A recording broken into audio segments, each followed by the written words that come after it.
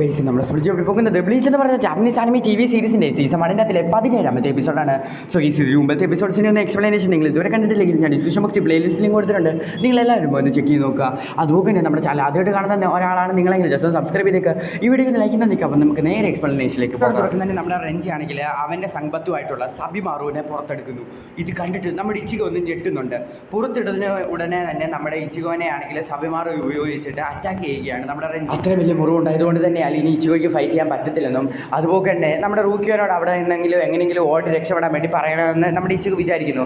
എന്നാൽ നമ്മുടെ ഇച്ചിഗോ ആണെങ്കിൽ ഒട്ടും വിട്ടു കൊടുക്കുന്നില്ല. റെഞ്ചി ആണെങ്കിൽ വീണ്ടും നമ്മുടെ ഇച്ചിഗോനെ അറ്റാക്ക് ചെയ്യാൻ പോകുന്ന സമയത്ത് നമ്മുടെ റൂക്കി വന്നിട്ട് അവനെ തടയുക. എന്നിട്ട് നമ്മുടെ ഇച്ചിഗോനോട് അവിടെ നിന്ന് രക്ഷപ്പെടാൻ വേണ്ടി പറയും. ഇതേ സമയത്ത് തന്നെ നമ്മുടെ ഇച്ചിഗോ ആണെങ്കിൽ അവൻ്റെ സംബത്തു എടുക്കുന്നു. എന്നിട്ട് അവനുമായിട്ട് ഫൈറ്റ് ചെയ്യാൻ വേണ്ടി തീരുമാനിക്കുന്നു. ഇത് കണ്ട നമ്മുടെ റെഞ്ചി ആണെങ്കിൽ നമ്മുടെ റൂക്കിനെ പിടിച്ച് മാറ്റിയിട്ട് അവനെ വെല്ലുവിളിക്കുന്നു. നമ്മുടെ റൂക്കിക്ക് ഇവിടെ എന്തോ ഒരു പ്രശ്നം സംഭവിക്കാൻ പോകുന്നത് പോലെ മനസ്സിലാകുന്നു. പെട്ടെന്ന് തന്നെ നമ്മുടെ ഇച്ചിഗോ ആണെങ്കിൽ അവൻ്റെ സ്പിരിച്വൽ എനർജി മാസീവായിട്ട് ഉപയോഗിക്കുന്നു. അങ്ങനെ നമ്മുടെ റെഞ്ചിക്കെതിരെ വലിയൊരു സ്പിരിച്വൽ പ്രഷർ ഉണ്ടാക്കുന്നു. അങ്ങനെ അവർ രണ്ടുപേരും വീണ്ടും ഫൈറ്റ് ചെയ്യുകയാണ്. ഇപ്പോഴത്തെ ഇച്ചിഗോൻ്റെ അറ്റാക്കൊക്കെ വെച്ച് നോക്കാൻ നേരത്ത് റെഞ്ചിക്ക് അത് പിടിച്ച് നിൽക്കാൻ പോലും പറ്റുന്നില്ല. കുറച്ച് മുമ്പ് മരിക്കാൻ കിടന്നിരുന്ന ഇവൻ എങ്ങനെ ഇത്രയും പവർഫുൾ ആയെന്ന് ഓർത്ത് റെഞ്ചി കാര്യം എന്താണ് എൻ്റെ ഉള്ളിൽ സംഭവിക്കുന്നതെന്ന് എനിക്ക് മനസ്സിലാകുന്നില്ല. പക്ഷേ എനിക്കിത് ഒരുപാടധികം ഇഷ്ടപ്പെട്ടു എന്ന് നമ്മുടെ ഇച്ചിഗോ അയാളോട് പറയുന്നു. മുറിവിൽ നിന്ന് എനിക്കൊരു വേദന പോലും അറിയാൻ വേണ്ടി സാധിക്കുന്നില്ല. എന്നിട്ട് അവർ രണ്ടുപേരും വീണ്ടും ഫൈറ്റ് ചെയ്യുകയാണ്. അവർ രണ്ടുപേരും നല്ല രീതിയിൽ തന്നെ ഫൈറ്റ് ചെയ്യുന്നുണ്ട്. ഇച്ചിഗോൻ്റെ ഒരു വലിയ അറ്റാക്കിൽ നിന്ന് അവന് രക്ഷപ്പെടാൻ പറ്റത്തില്ല. അതുകൊണ്ട് തന്നെ അവൻ മരിച്ചു എന്ന് തീരുമാനിക്കുന്ന സമയത്ത് അവൻ ഒന്നും പറ്റിയില്ല. കാരണം എന്ന് വെച്ചാൽ ഇച്ചിഗോൻ്റെ സംബത്തു അവിടെ വെച്ച് മുറിഞ്ഞു പോകും. ആരാണെന്ന് ചെയ്തതെന്ന് പറഞ്ഞ് നോക്കുന്ന സമയത്ത് ക്യാപ്റ്റൻ മാക്കിയ കുച്ചിക്കേൻ്റെ കയ്യിലുണ്ട് ഇച്ചിഗോൻ്റെ സോഡിൻ്റെ ഒരു സൈഡ്. ഇനി അയാളുമായിട്ട് ഫൈറ്റ് ചെയ്യാമെന്ന് പറഞ്ഞിട്ട് നമ്മുടെ ഇച്ചിഗോ അങ്ങോട്ട് തിരിഞ്ഞപ്പോഴത്തേക്കും അയാളാണെങ്കിൽ ഇച്ചിഗോൻ്റെ അടുത്തേക്ക് വരുന്നു. ഇച്ചിഗോനെ അവൻ അറ്റാക്ക് ചെയ്തെന്ന് പോലും അറിയാതെ നമ്മുടെ ഇച്ചിഗോ ആണെങ്കിൽ നിലത്തേക്ക് വീഴുകയാണ്. അപ്പോൾ അയാൾ പറയുകയാണ്, നീ നിലത്തേക്ക് വീഴുന്ന സമയത്ത് വരെ നീ വളരെയധികം സ്ലോ ആണെന്ന്. റെഞ്ചി പോലും ആ അറ്റാക്ക് കണ്ടിട്ട് ഒന്ന് ഞെട്ടുന്നു. എന്നാൽ ഇതേ സമയം തന്നെ ഇതെല്ലാം കണ്ടുകൊണ്ടിരുന്ന റൂക്കിയ നമ്മുടെ ഇച്ചിഗോൻ്റെ അടുത്തേക്ക് ഓടി വരുന്ന സമയത്ത് നമ്മുടെ റെഞ്ചി അവനെ തടയുന്നു. അവൻ മരിച്ചു എന്ന് അവളോട് പറയുന്നു. ഇച്ചിഗോനെ നീ ഒന്ന് തൊട്ടാ നിന്റെ പണിഷ്മെന്റ് 20 വർഷമായിട്ട് കൂട്ടുമെന്നു അവളോട് പറയും. ഇതേ സമയത്താണ് നമ്മുടെ റോക്കി ആണെങ്കിൽ ഞാൻ കാരണമാണ് ഈ പ്രശ്നമെല്ലാം സംഭവിച്ചത്, എന്നിട്ട് എനിക്ക് അവൻ്റെ അടുത്തേക്ക് ഒന്ന് പോകാൻ പോലും പറ്റത്തില്ല എന്ന് ചോദിക്കുന്നു. ഇത് കേട്ട നമ്മുടെ ക്യാപ്റ്റൻ ആണ്, ഇത്രയും വലിയ പ്രശ്നം ഉണ്ടാകുമെന്ന് എനിക്ക് അറിഞ്ഞിട്ടും നീ എന്തുകൊണ്ടാണ് ഈ കുട്ടിയുടെ അടുത്തൊന്ന് മാറി? അത് കേട്ടിട്ട് അവരൊന്ന് ഞെട്ടുന്നു. റോക്കിക്ക് ഇത്ര അടുപ്പം ഈ കുട്ടിയോട് തോന്നാനുള്ള കാരണം അയാൾക്ക് അതിന്റെ കാരണം മനസ്സിലാകുന്നു. കുട്ടീനെ കാണാൻ അയാളെ പോലെ തന്നെ ഉണ്ടെന്ന് അവൻ പറയുന്നു. എന്നാൽ അത് ആരാണെന്നൊന്നും അയാൾ പറയുന്നില്ല.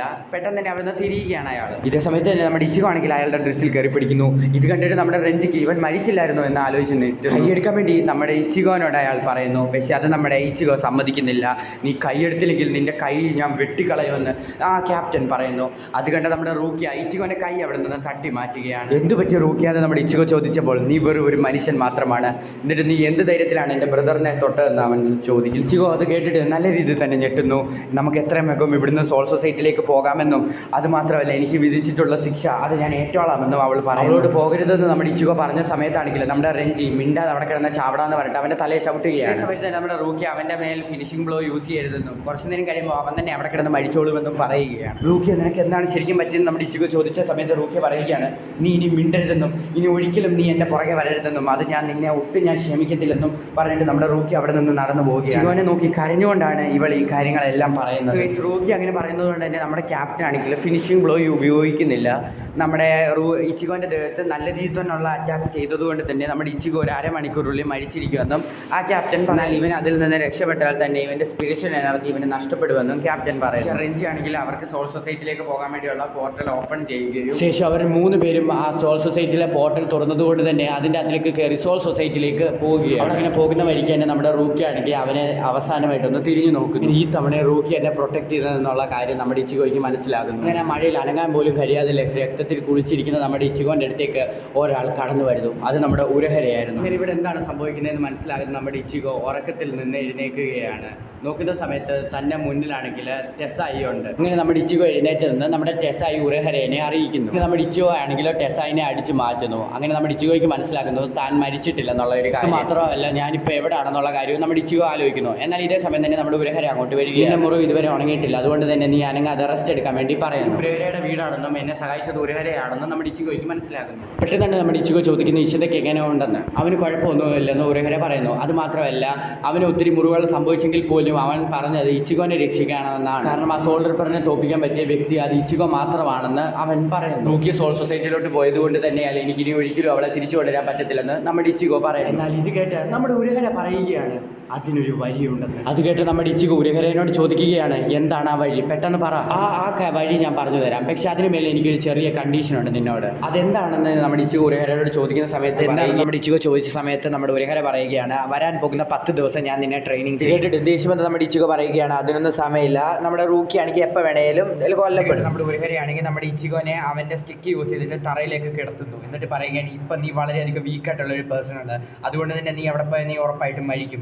എന്നാൽ ഇതേ സമയം തന്നെ നമ്മുടെ ഇച്ചിഗോയ്ക്ക് അയാളുടെ ആ സ്റ്റിക്ക് ഉണ്ടല്ലോ, അതൊരു സംബത്ത് പോലെ കാണുകയാണ്. ഭയങ്കര അധികം വീക്കാണ്, അതുകൊണ്ട് തന്നെ അത്രയും പവർഫുൾ ആയിട്ടുള്ള സോൾ റിപ്രൂവായിട്ട് നിനക്ക് പിടിച്ച് നിൽക്കാൻ വേണ്ടി സാധിക്കത്തില്ല, അതുകൊണ്ട് നീ പവർഫുൾ. ഇതേ സമയത്ത് തന്നെ ആ കറുത്ത പൂച്ച അങ്ങോട്ട് വരികയാണ്. നമ്മുടെ ഉരഹര എഴുന്നേറ്റുകൊണ്ട് പറയുകയാണ്, സോൾ സൊസൈറ്റിയിൽ എന്തെങ്കിലും ഒരു എക്സിക്യൂഷൻ നടക്കുന്നതിന് മുമ്പ് 1 മാസം, അതുകൊണ്ട് തന്നെയല്ല ആദ്യത്തെ 10 ദിവസം ഞാൻ നിന്നെ ട്രെയിനിങ് ചെയ്യും. അതുപോലെ തന്നെ 7 ദിവസം സോൾ സൊസൈറ്റിയിലെ ഗേറ്റ് തുറക്കാൻ വേണ്ടി എനിക്ക് ആവശ്യമുണ്ട്.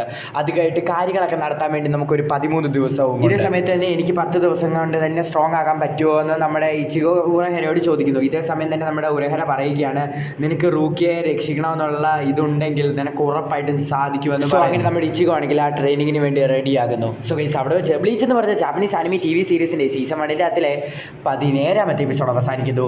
സോ ഗൈസ്, നമ്മുടെ ചാനൽ ആദ്യമായിട്ട് കാണുന്ന ഒരാളാണ് നിങ്ങളെങ്കിൽ ജസ്റ്റ് ഒന്ന് സബ്സ്ക്രൈബ് ചെയ്തേക്കുക, അതുപോലെ വീഡിയോക്ക് ലൈക്ക് തന്നേക്കുക. നമ്മുടെ ചാനലിൽ തന്നെ ഇപ്പം 4 ആനിമീസ് എക്സ്പ്ലെയിൻ ചെയ്യാൻ വേണ്ടിയാണ് ഞാൻ പ്ലാൻ ചെയ്തിരിക്കുന്നത്.